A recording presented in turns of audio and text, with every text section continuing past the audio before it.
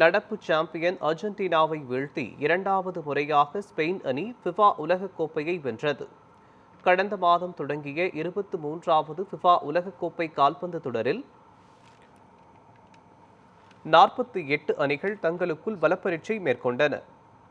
League சுற்றுகள், காலிறுதி ஆட்டங்கள் மற்றும் அரையிறுதி ஆட்டங்களின் இறுதியில் பல முன்னணி அணிகள் எதிர்பாராத விதமாக வெளியேறிய நிலையில் ஸ்பெயின் மற்றும் அர்ஜென்டினா அணிகள் இறுதிப் போட்டிக்கு தகுதி பெற்றன. அதன்படி அமெரிக்காவின் நியூ ஜெர்சியில் உள்ள மெட்லைஃப் ஸ்டேடியத்தில் நடைபெற்ற உலகக்கோப்பை தொடரின் இறுதிப் போட்டியில் அர்ஜென்டினா மற்றும் ஸ்பெயின் அணிகள் மோதின. ஆட்டத்தின் தொடக்கத்தில் இருந்தே இரு அணிகளும் கோல் அடிக்க தீவிரம் காட்டியதால் போட்டியில் அனல் பறந்தது. இருப்பினும் 90 நிமிடங்கள் வரை இரு அணிகளும் கோல் எதுவும் அடிக்காததால் ஆட்டம் கூடுதல் நேரத்தை நோக்கி நகர்ந்தது.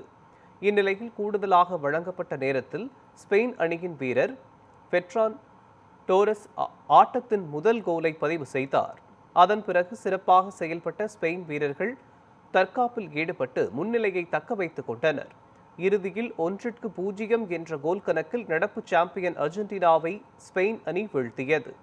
இதன் மூலம் கடந்த 2010ஆம் ஆண்டு முதன்முறையாக உலகக்கோப்பையை வென்ற ஸ்பெயின் அணி 16 ஆண்டுகளுக்கு பிறகு இரண்டாவது முறையாக உலகக்கோப்பையை வென்று அசத்தியுள்ளது.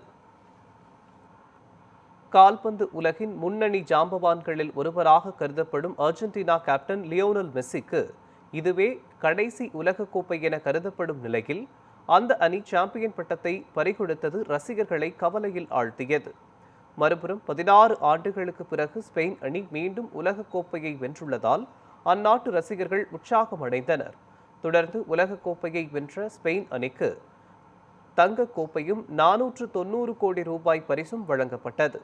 இரண்டாம் இடம் பிடித்த அர்ஜென்டினா அணிக்கு வெள்ளிப் பதக்கமும் 325 கோடி ரூபாய் பரிசும் வழங்கப்பட்டது.